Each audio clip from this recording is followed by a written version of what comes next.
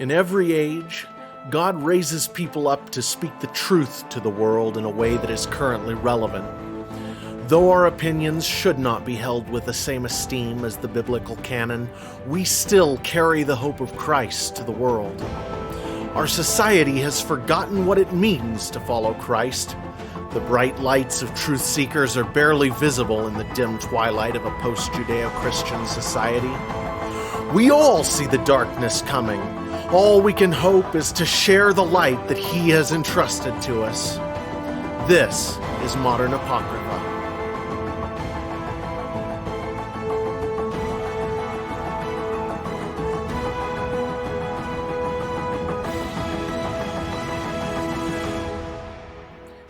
Hey, I'm Jared.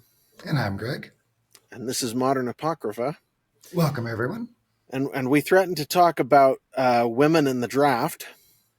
Yeah, generally, I thought I really it's on my brain for overall social expectation. Really, I thought we might break it up into 5 groups. We've got men, women, children, husbands, and wives, right? As sort of 5 groups of ways of being, and what we expect. What is a good man, a good woman, a good child? You know, that is the only really metric you can go by. What's a good one, what's a bad one? If you got lots of bad ones, at least you're still saying that's bad. I don't know where else to go with it from there. What I initially got my mind on it was hearing the current president, Mr. Biden, President Biden, asking a court appointee about whether or not he would, in the Supreme Court, move the Constitution towards or away from natural law, which I had to even dig up and try to figure out what in the world that could mean, because nobody could give me a good definition of it. But to try to come down to social expectation, what makes a good man and a good woman, it does kind of flow over time. You know, you wouldn't expect a slaveholder today to be a good man, and a slaveholder 500 years ago would just be every other guy, neither good nor bad. Actually, 500 years ago, there wasn't much slavery. It peaked about 300 years ago. About 500 years ago, there wasn't much in Europe. In Europe. So, yeah, no, it's very interesting how that all shook out.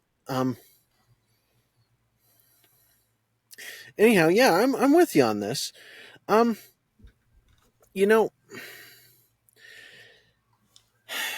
Basically, when it comes to the natural law thing, just as a quick encapsulation, natural law is just a way of deriving God's moral laws from the natural world instead of through the Bible.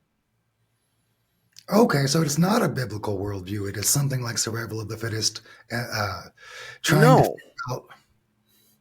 It's using natural indications to derive God's moral law instead of doing it through the Bible. That's what natural law means.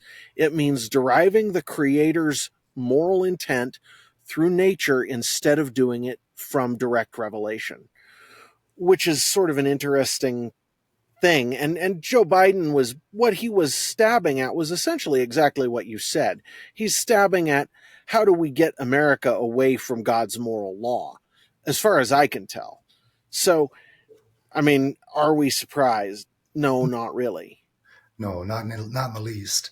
I think that the general conservative mentality is to try to maintain or provide a safe Eden for the women and children of their society. Well, and that sort of brings up the role of people in society, and it looks to me like we have this thing where men are the protectors and providers in the order in which God set things up. Men are the protectors and providers, and women are caretakers and baby raisers and companions and helpmeets. But that when we each operate toward our God-given roles, we end up fulfilling our instincts better, and that people tend to gravitate toward the things that are baked into them anyway. It's like when you look at the roles in society that deal with making things, they're very heavily taken up by men, especially in countries where people are given a freedom to pursue what they want. And women very heavily go after roles where they are dealing with people, caretaking people. That's just the way we tend to gravitate when we fall out on things, right? Right, and we have seen where people have pushed really heavily against their nature, and the swath of 50-year-old female legal partners that don't stay. There's no reason for them to not work there, but they just don't find fulfillment in it, and so they don't end up staying in the way that a male partner might. The you try to force your. Sure. Well, and men were men have this drive in them to create things. It's like when we talk about the STEM fields and how we need to get more girls in the STEM fields is a very common refrain throughout society. That's actually counter to the way we are designed as humans. Guys like to build stuff. We just do. We build stuff. Girls like to take care of people. That's just how we're freaking made. And trying to fight against that as if to create some kind of equity is pure foolishness. Well, and the equity is quite strange just because you look at the example of the female lawyer. Where's the equity? They're not a happy 50-year-old like a male 50-year-old would be happy. So it's not equity because it's not No, no, equity no, we there. are. It is equity. You're driving toward equal measures, men and women in the legal fields. That's the definition of equity. That equity doesn't mean happiness. Equity doesn't mean positive outcomes for the individuals concerned. It means good statistics. That's what Right. equity is. Equity is So good we statistics.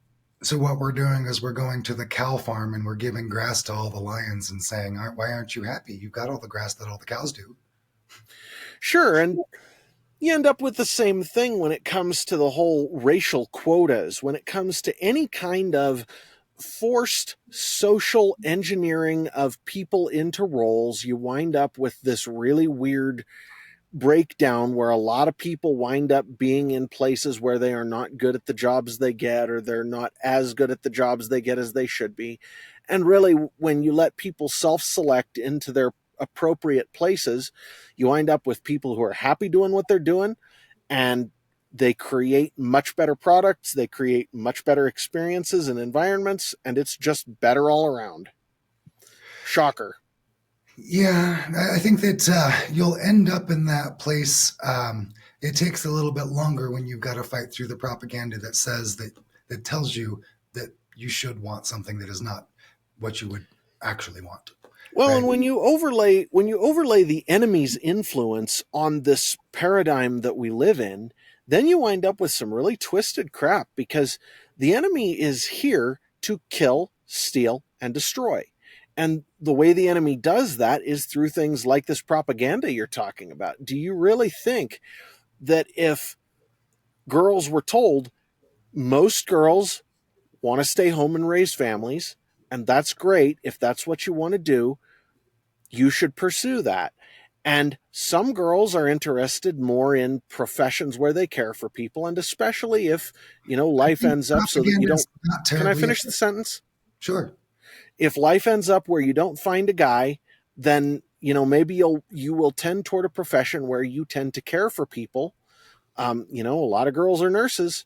I know certain girls who, I actually know one in particular I'm thinking of, who wound up being a nurse because she'd love to be raising a family, but she hasn't found the right guy. She's a nurse. That's great.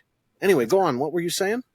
Just that the propaganda is necessarily constant and powerful because it's not very effective. You saw the gentleman at the Catholic congregation, not congregation, college graduation, where he gave one line about women doing what they want, and everybody blew up because just a smidge, as little seasoning of the truth will make a floodgate break of people actually doing what they want. It takes decades of force to try to get people to do what they don't want to do.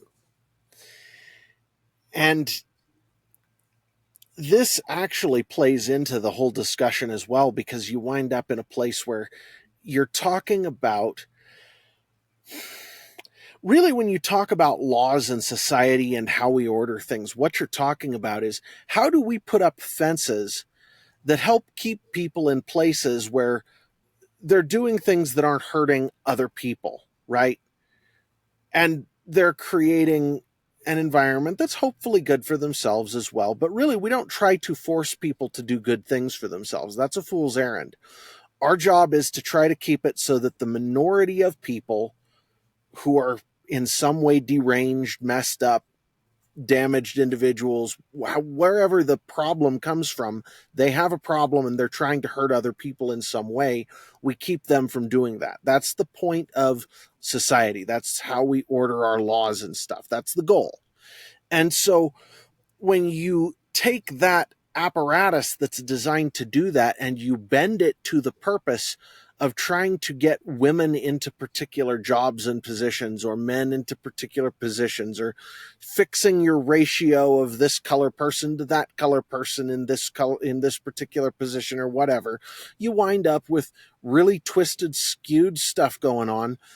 You have people getting hurt or airplanes falling apart in midair because they go all DEI on the maintenance staff, or whatever the case may be. You end up with really bad results. Oh Well, gee, and you'll that's a find, shock. yeah, you'll Hmm? certainly find that most, I'll say Christians because I'm not well informed enough about anyone else to say good or bad. But you'll find most Christians will just do a good job for their own soul, right? They're not going to do a bad job. And Do so, all things as unto the Lord. right. And so whenever you do things that kick all of those people out of your place of business, then you're only left with those people that are happy to take advantage of the system, right? They want to get paid for the time they're paid and do as little as possible on the clock. And you just ruin your core because all the people that would say, hey, you can't do that, on the side of the plane are no longer there. Right? You've gotten rid of all the morality out of your organization. It's true. Well, and the other part of this, when it comes to how we order society, is just let's take this to the example of women in the military real quick. Um, should we allow women to be in the military? Well, in what kind of position? In a combat role or in a support role?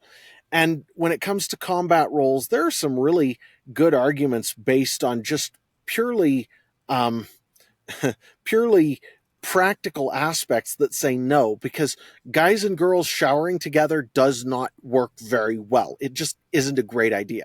Okay.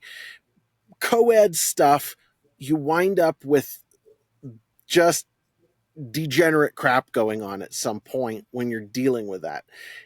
The model we used to have where the military was men and they would go out on shore leave and they would find women was at least not by nature a degenerate situation, where what we have now is kind of a degenerate situation. It just is. So there are practical aspects of this. On a theoretical level, I don't have any problem with people pursuing the goals and the things that would make them happy. And if some girl decides she wants to be a female firefighter or a female this or that, so long as she can hack it, that doesn't actually bother me. So long as she can do the job in the way that it needs to be done to be effective and accomplish the goal, it doesn't actually bother me. Same with guys.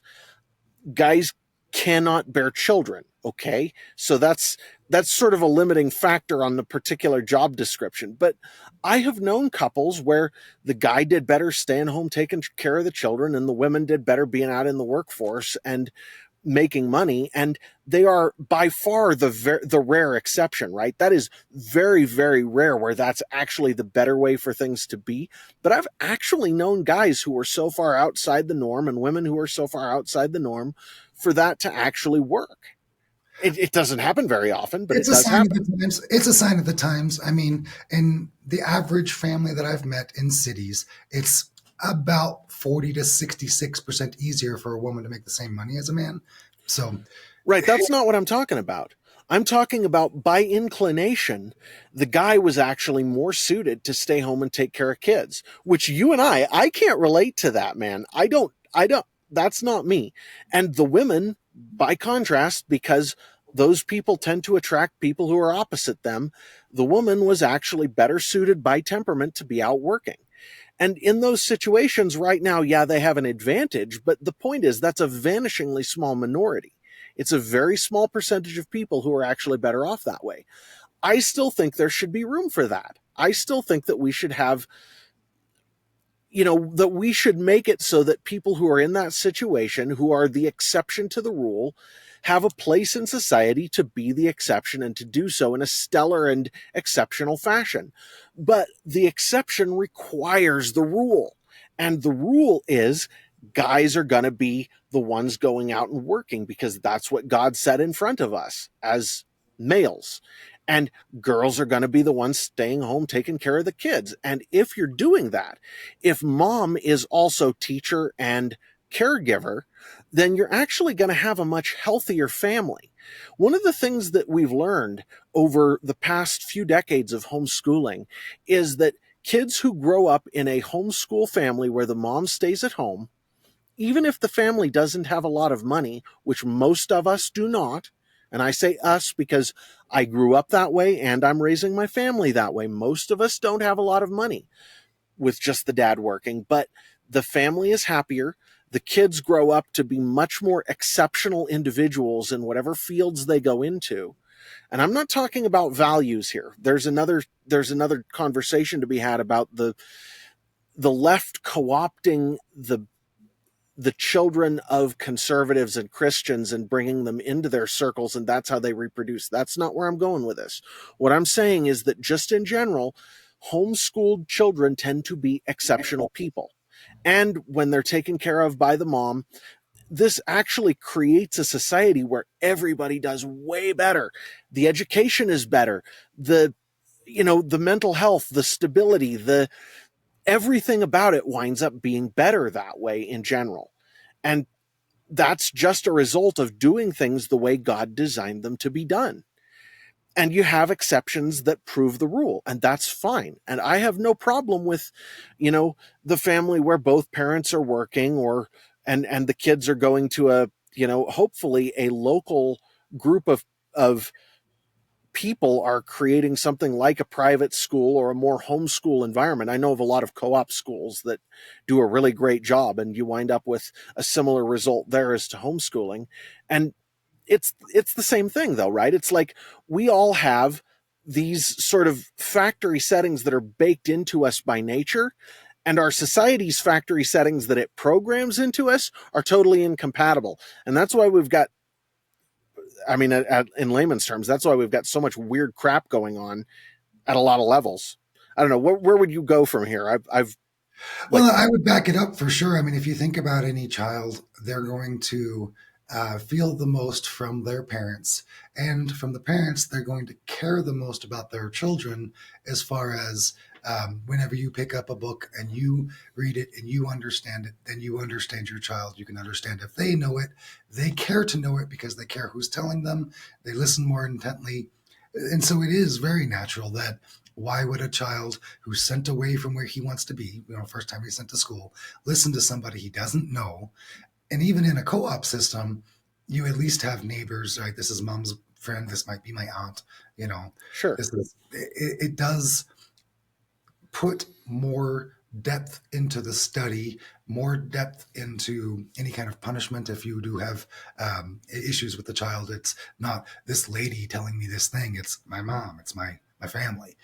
It's certainly somebody that I know for a fact my family agrees with. Right. Whereas, And the extension of the family into other areas is not unusual. Having someone who is essentially an extension of your family teaching your kids is perfectly normal and healthy, and that's what you're getting at. Anyway, go on. well, and so whenever you do start to pull away and have third party outside groups do it, they don't know the child. They don't know the language that child speaks because we're all just a little bit different. They don't care about that child. They're not going to cry themselves to sleep because the child's not getting it. You know, they're they don't have the investment. That's not the right word. They're No, not. investment is the right word. Is it where it matters, right? Yeah, So that's investment. and it's not solely from parents. I Hmm. have investment in the children around me every bit as much, or so close that it's imperceptible to my own kids. But Sure. but I couldn't say the same thing about every child. I don't know every child. The first time I meet them, it takes a year, right? And then they're gone to Well, someone and else. that's, that you're actually hitting at a very basic fact of the way humans are put together. We invest in a group of people that are set individuals. We're not built to invest in every single human being that exists. We're built to invest in our group, in our tribe, in our in group. And that in group may be, we may be able to, as a group, treat other groups well, but we're actually built to have these groups. And the evolutionary explanation for that is the whole tribal thing, and people think that that's a horrible thing, but instead think of it from God's perspective. God designed us to have families and to invest in our families, and we have extended families, and we can bring people into our families and treat them like a family member. I was at a con and I got invited to somebody's house for the night, and I was treated like a family member, and we had great fellowship because I am a Christian. I'm their brother in Christ, and it was a genuinely great experience for all of us. I loved it. And that's a natural thing too, but you have to understand that at base we are designed to operate in a family structure. And when you start to push that out the window, then you start to get real serious problems in how people relate to each other, whether it's Sure. in the neighborhood or in society in general or whatever. Well, and I think that there's some really important tidbits here to pull a string on. Um, you, as a person, as an individual, join a group and a family, right? And you might consider that your biological family. You might consider that even a sports team. Let's say you're a baseball team, right? Sure. And so on the one side, you're going to build your rules, your society, your what's popular and what you celebrate, but you're all going to play by the same rules in the league of baseball, right?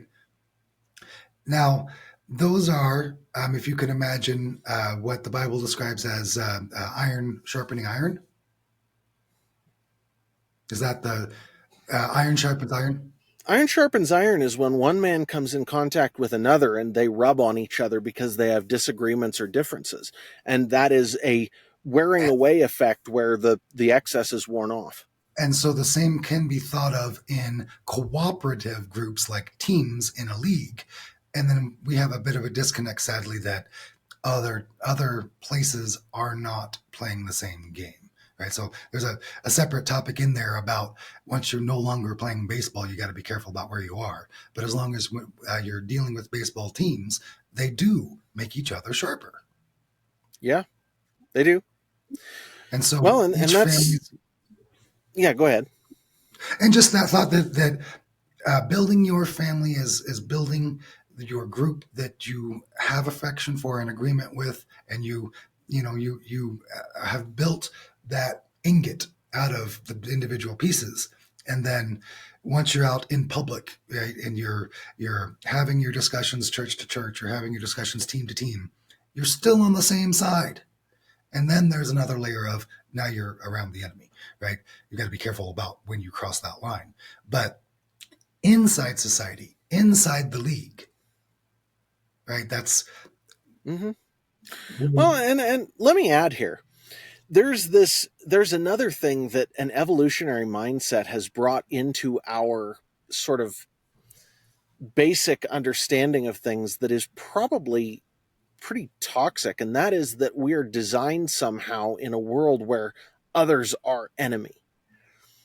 And the reality is, God didn't design us to live in a world where we were being preyed upon or preying upon others. That wasn't the original state of man. not the And original. and so when we look at the world in those terms, we're actually overlaying something that's sort of a result of damage and death onto what should be a good thing, right? And so what I would say is in this respect is that when it comes to the enemy, yeah, there is a category there that has to be enemy. And that's because we live in a world where things are hostile, and that's just how it is right now. But that isn't the way it was meant to be. So what you're talking about this sharpening thing and this, yeah, we're all in the league, yeah, we're actually all on the same side thing, that's actually the way it was meant to be. It is, yes. Yes. But one of the things that you hope that you guarantee through the qualification of being a part of the assigned group is that at least you're not dealing with misinformation and ignorance in theory. You could go somewhere where their morality has been set up by their society in opposite, directly opposite, even on purpose, right? And Sure. in which case, I don't know how to describe it other than enemy. I mean, it is technically ignorant. It is technically misinformed. Sure, it is. Now, that may be by result of enemy action, but you're right, the end result's the same. Poor programming, bad factory settings. Indeed. Anything you want to, we've got a few minutes left in this segment. We started this out by talking about the roles of each kind of individual in society.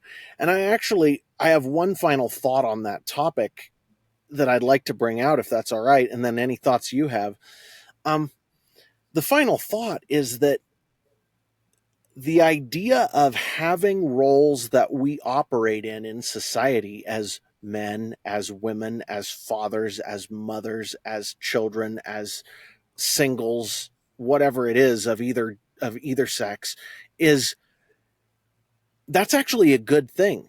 The idea that we have those roles is a good thing in and of itself, because that helps us to understand what the expectations are of us and what we need to do. Now, our understanding of how those roles should operate may be broken. There are times where that gets real screwed up, and it had been for, I mean, the current trend toward feminism and a woke environment did not come from nowhere. There was some kind of abuse of roles that pushed us in that direction, but the results were no good. Interesting. And my opinion on it was that there was no societal need for it. It was an economic push and a fooling of the women around. And the women of the time were viciously against it. Oh, sure, sure. And I'm not saying that it was all motivated by some sort of system like Islam, but Islam is a great example of a system where the roles are out of whack and they need to be moved, right? There are still roles there and they're out of whack and they ought to be moved some because they're not in a healthy proportion. That maybe that's a better example. That's the only thing I was going for, was that example. So what Sure. would you have to add here before we? The Christian way to think about these things tends, in my opinion, to be these are the best suggestions, not demands from your tyrant. And so, the best suggestion, if you are a man who feels like you're a man, you're going to find happiness in protecting your family. If you're a woman that feels like a woman, you're going to find happiness in supporting and empathizing with your family. If you're a Nurturing and all child, that. Yeah. if you're a child, now is the time to be ravenous and take in every piece of information and look for the message for you from God. And That's my learn best. and just And, learn. and it's advice. Never would Christ kill you for the words spoken around you. Right? These are words spoken around you. These are not demands. Well, and when it comes to God, that's the other thing that I was going to just add on to the end of your statement there is we're all individuals and he made us that way and he knows how he made us and he made the exceptions as well as the rules. So he knows it. He knows who we are and what we need. And he Indeed. knows the things that need to be taken out of us as clay as well as the things that are good that were put there on purpose. And I would say it is difficult for every woman I've ever known, but your empathy is for your family. You may feel it for the world, but it's not the place to share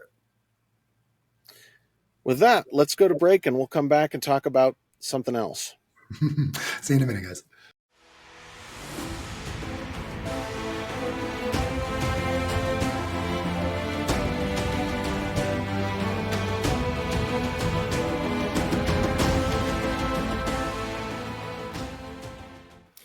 As you can probably tell from the backdrop, there are new things happening here.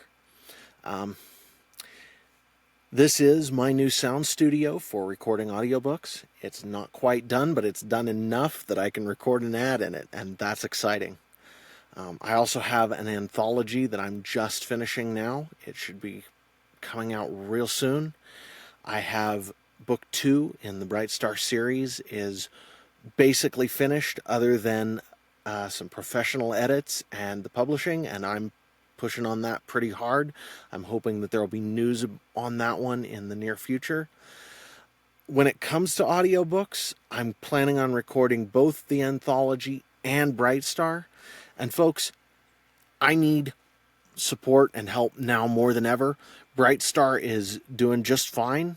I'm perfectly happy with it, and I am expanding both my ground game and my marketing game, and things are just growing. But the best recommendation is a recommendation from a friend. So if you like what you see on Modern Apocrypha, take this as a recommendation to you. Bright Star's worth your time.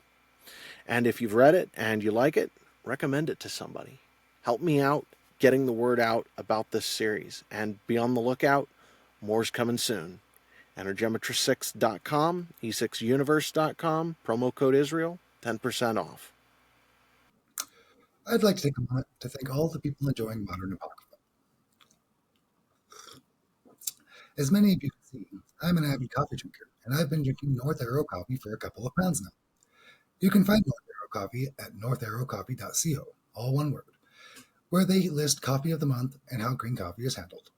I've been enjoying some of the number 4 Honduras and some of the number 10 Peru, available at northarrow.co. If you'd like to help support us even more, you can use discount code E6 for 10% off your coffee order today. Thank you.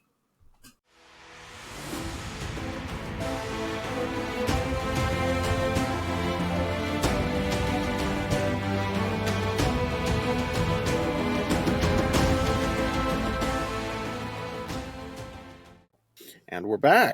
Welcome back, everyone.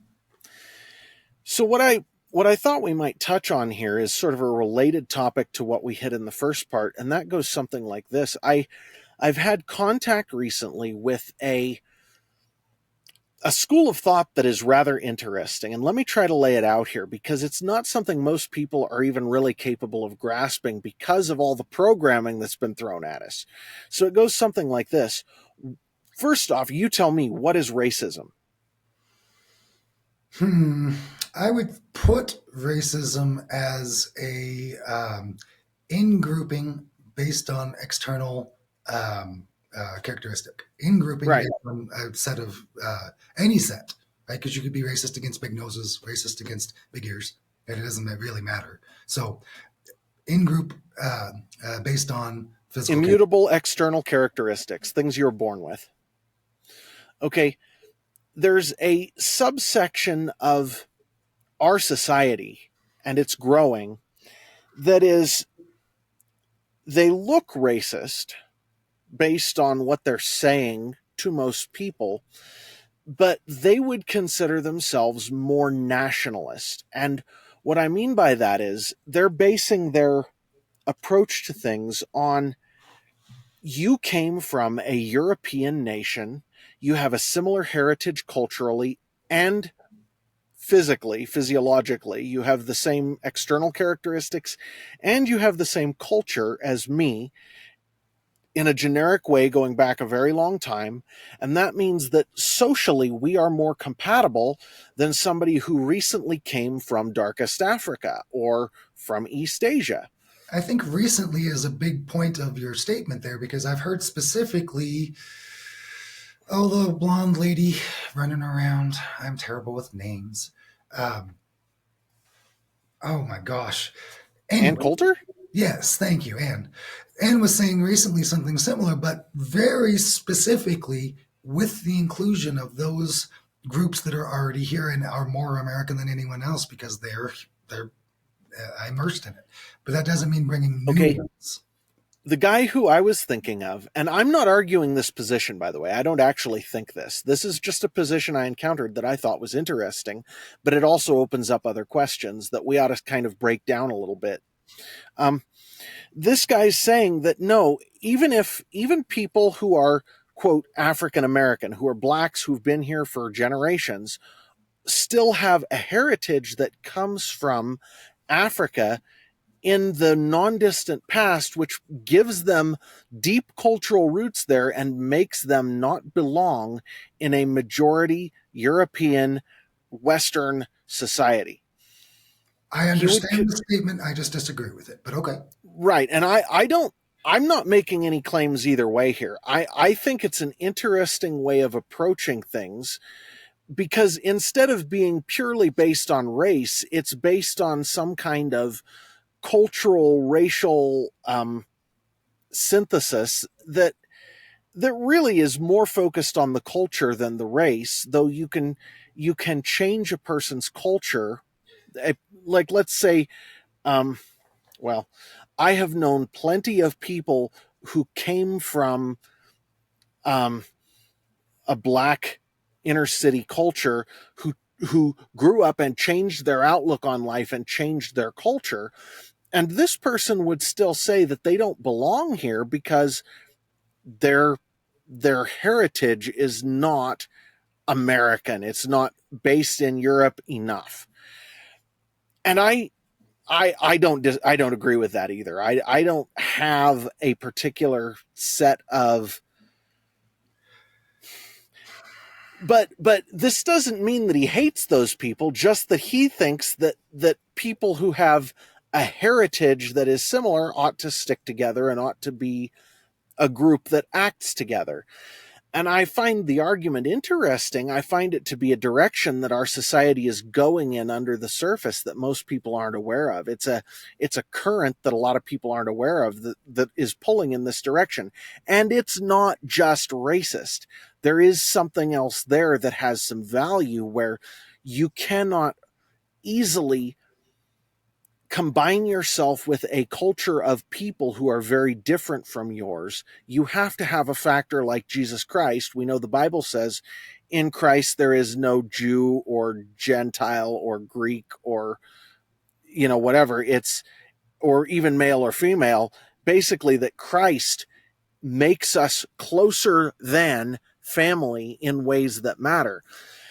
And outside of that, I find it to be an interesting assertion that we ought to have these nations because there is also some sort of vague biblical backing for it, in that at the Tower of Babel, the nations were divided based on language. God split us up. And should we actually undo that splitting up that God did? Is that a good thing? And I don't, which is not looking at other people as lesser because they're a different race. It's a totally different animal. It's looking at separations as being useful because God instituted them, which is an interesting point of view. And I don't know that I necessarily agree or disagree with it. I just find the point of view to be interesting. I don't think we should be deporting everybody because of their skin color. I think that's a silly thing. But I do find the entire argument, which most people in this culture would just, knee jerk see as racist, to be an interesting sort of contention. Yeah. I Anyway, I certainly, want your thoughts. I don't want to talk over you all the time here. I do think that I've got a couple of opinions. My personal opinion is that God created Adam and Eve, and there's only one race. I don't actually believe in multiple races. I'll put that on the table. Right, Second, I agree. yeah. So secondly, it's hard because if I'm dealing with an in-group, out-group, and it's not about me, that group sees an in-group, out-group, and therefore I'm dealing with what they feel. I watch people who think the bad white man, the bad white man, the bad white man. We watch interviews where politically or socially powerful people that are of deep melatonin are hateful against a pale person who they've never met.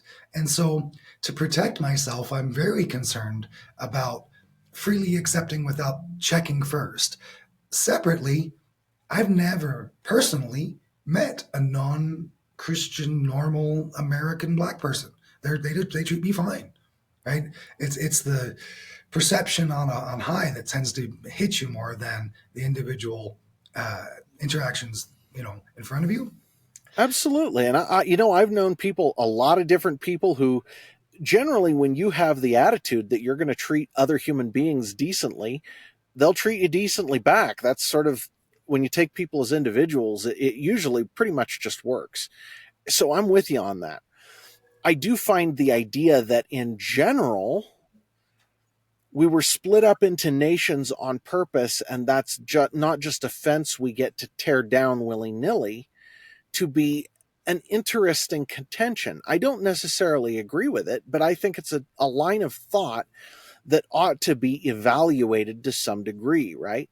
Especially because, as we know, God says he punishes sin to what, the fourth and fifth generation, whatever. The idea being that when we do something that is a really terrible act, we make our descendants sort of we put that into our genes in a way that passes on to our descendants, and it isn't an easily measurable or separatable thing.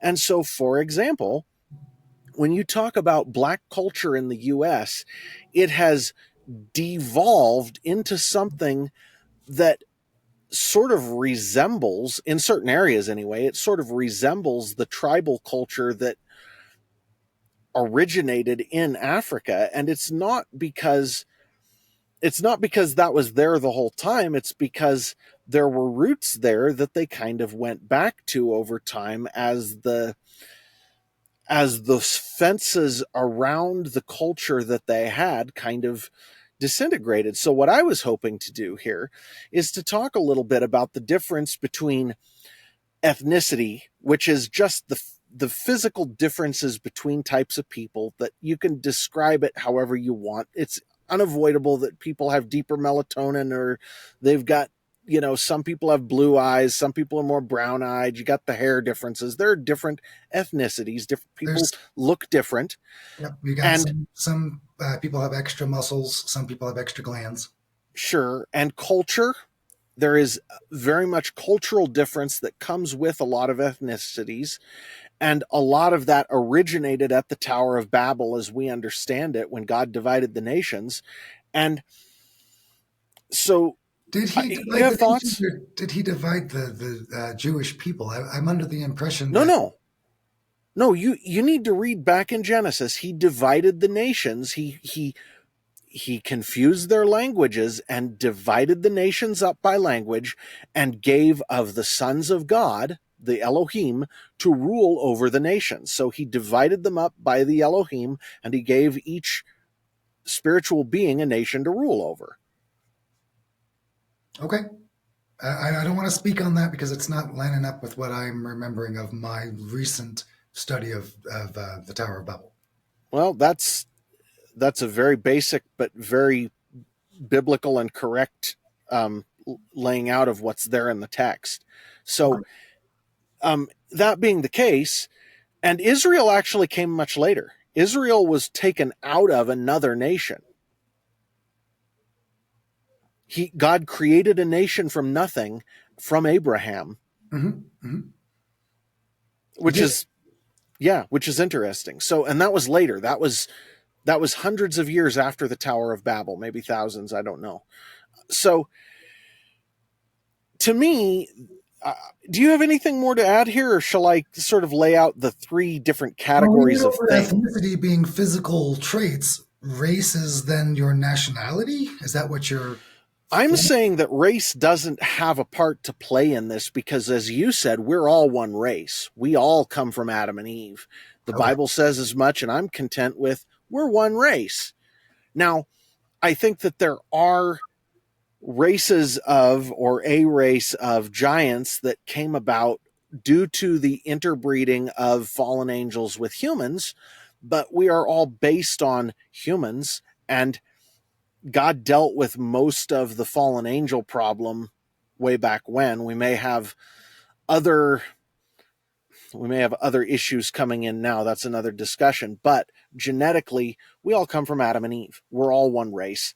And I don't see any argument or any value in treating other humans differently because they look different, simply because they look different. They're still human, man.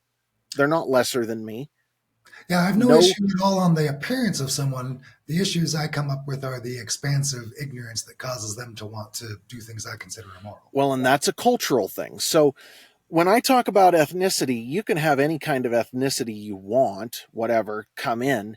And it is possible for an individual to take on a set of beliefs that changes their culture to where they have a different culture than they started with. There are cultures that tend to line up with ethnicities, and these seem to describe the nations in a way that is interesting to me. But at Interesting. a base level, Yeah, if you were to look at the culture of Ukraine and the culture of Moscow, they're genetically identical. Genetic, sure. right? So culturally, they're very different, right? But Well, by they're not that different culturally. oh, I was under the impression they were quite different. Not Is it how that different different? culturally. I mean, when you're sitting next to somebody, you can see the differences closer. But you set Ukraine and Moscow next to Mumbai or next to Sure, what's the one in you set them next to some very radically different cultures, and you go, okay, so they're actually fairly similar culturally. They're not that different. I mean, there are differences, but they're not that different, right? sure, sure. So, I mean, it's yeah. So anyway, the point that I'm trying to get at here is that when I talk about having a problem with black culture, I'm not talking about having a problem with the skin color of those people. There are plenty of people of all different shapes and sizes and colorations that I think of as brothers. That's not a Yeah, problem. The problem is when people are shooting each other in the streets because they have this culture that has grown up over the last 50 or 100 years of lawlessness and tribal warfare in the inner cities of America. That ghetto culture, that's a problem, man. it's more than that, in my opinion. The problem I see with American, African Americans, Black people, however you want to say it, The inner city crowd, whatever they are, I don't think it's just them. I don't think it matters how much money you've got. I think the problem is they've segregated themselves. They've got black entertainment television. They've got dude, no where matter did what. money come into this? We said poor inner city. No, I said inner city. Sure, sure. But the problem But of that's segregation a segregating is thing. That's a culture thing, right? they It's demand segregation. They won't accept the way that Scott Adams, the Dilbert guy, says it is that the worst thing you can do is deny yourself copying, right? Because that's what monkey see, monkey do. That's what we do. And when you see something that's successful and you deny it because you have hatred in your heart, that's going to bring down your whole culture. And then just by demanding separation, by demanding whatever they do, we'll do it different, then you're just not paying attention to what's good, bad, or ugly. You're just doing opposites.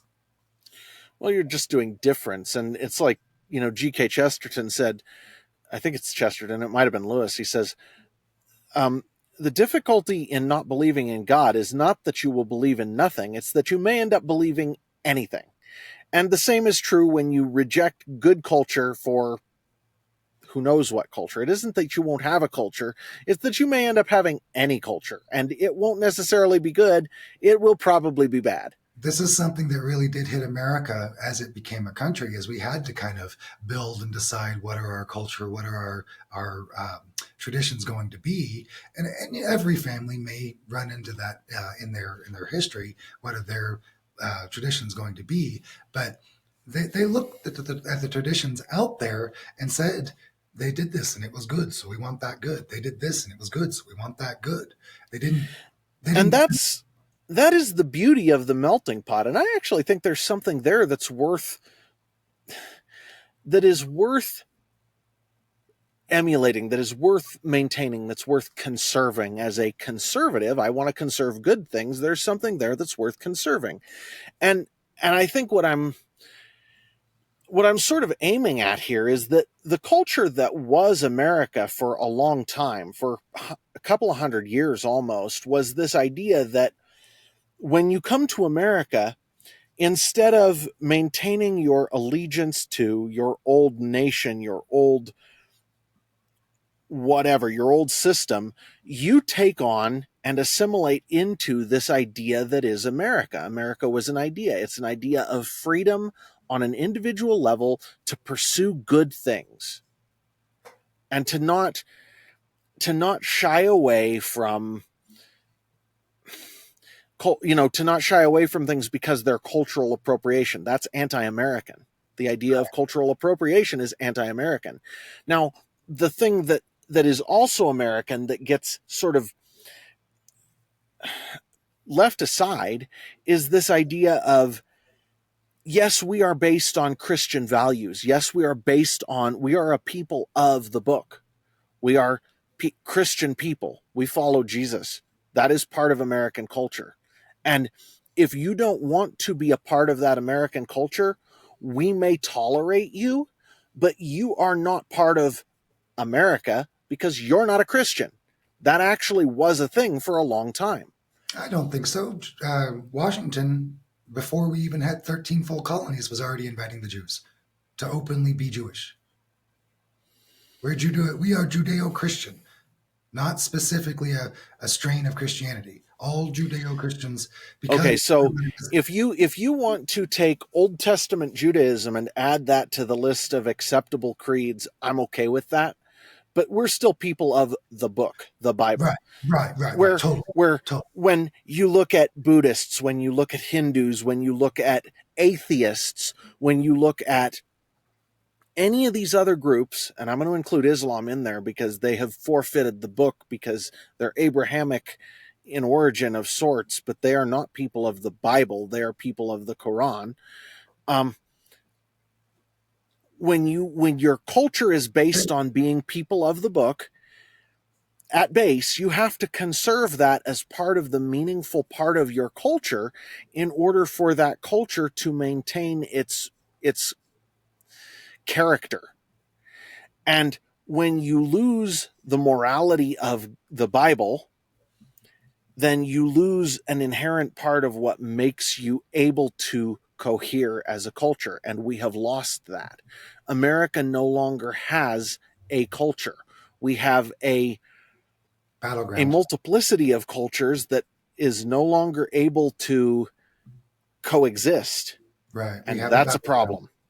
Yeah, the initial idea of the separation of church and state was the assumption of a Judeo-Christian society, and whatever stripe of Christianity you are shouldn't fight with each other, and that's moved into everybody can No, join the battle.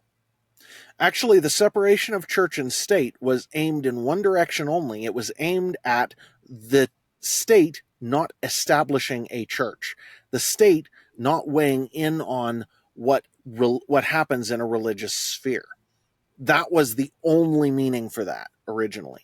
And yeah, toleration of people who believe different things from you is part of the original American ethos, but only in so much as those people are relatively tolerable to live around and you can integrate with them. And there are definitely divisions among people in the modern day that make it so you can't live with them. When they want to establish their own law in your city away from your law courts, that's a problem. That's Sharia law. They actually do that in places in Europe where they have Sharia law. There are other, DC, Washington, D.C., we have a Sharia location now. yeah, and that needs to be removed immediately. We need to get rid of that crap if we wanted to remain a culture of our own. Now, I think we may be past the point where that's possible anymore. I don't know, but I'm all for trying to maintain it if we can. But that's going to require the the dissolving of. I'm not going to put my will on God if God wants to take a Islamic American church and add Christ to it and send Christ through the world and under that name. I don't care. Right. I'm not going to, but if they continue along the Islamic tradition and try to bring an Islamic tradition into this country, I think that should be shot down fast. The biggest problem, just like with the Israeli question, is if the Israelis put down their guns, they're dead, right? If the other guys put down their Yeah. guns, there's peace. The Sharia law will shut down the ability to fight back, whereas our system allows Sharia law to fight. Right. That's right. And what I'm saying is that one of the things that we need to be aware of that we've sort of lost sight of is the idea that our system requires this basic moral cohesion that comes with a Judeo Christian, a people of the Bible cohering together. We have to have that for our system to work. And when we lose that, then we lose our ability to maintain a system. For the ethnic persecution angle, though, we have failed the fair treatment of the Christian blacks in the country. I'm not entirely sure. I want to say it was Harlem, but they certainly have had large, commercial success that was shot down by the government of America in the past. The government of America is a cancer on America. I mean, Chevron deference going down is probably the best thing that's happened in the past 50 years. And I include Roe v. Wade in that. I mean, Roe v. Wade is saving babies' lives, and that's great. But when it comes to actual freedom to be our own moral, cultural thing, Chevron deference did more to damage that than any other single thing in the past 100 years. I So, agree. It's going to be messy as it oh, moves out of the way, but it's going to be ugly and weird and screwy. And based on some posts I'm seeing on Twitter, there's now the ability to sue government agencies for damages with no statute of limitations based on them doing things under Chevron deference. And so we may see we may see total chaos in a legal sense in the very near future. It could get very, very ugly and chaotic. yeah, that's an interesting tidbit. I know in our discussions, the shift into a federal Independence Day was just in time for Pearl Harbor, which was another Yeah. manipulative tactic.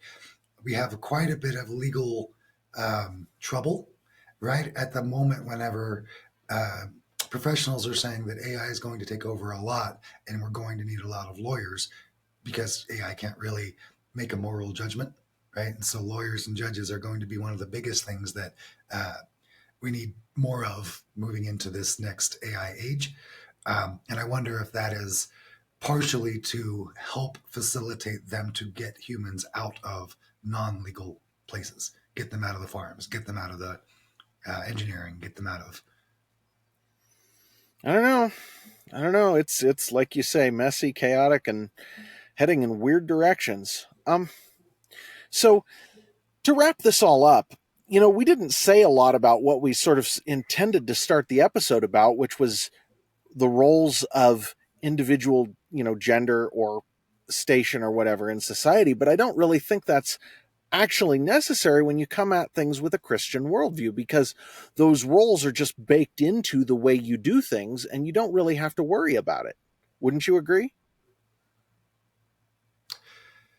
I think that it is a good basis, but I have trouble thinking that it's enough because I see Russia, specifically Russia, completely what Roman Catholic, something along those lines.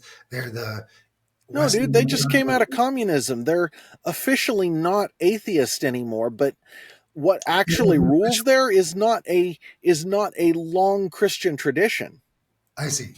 What they've got is a very hyper masculine and overtly um, poisonous female dynamic. It's very unusual to me, and I had associated that with some form of Christianity, but that is some form of atheism. Well, it's the result of basically 100 years of having communist atheism crammed down their throats by a system that was far worse than anything we've seen here. Hmm. It's messy. So yeah, if I can't pick out any terrible, particularly Christian spots, then that seems like it would be a good answer for it. I know that the Judeo-Christian mindset that has developed since the exodus of the Jews, that Mm-hmm. long it's been being developed, is the best we've developed so far. Sure.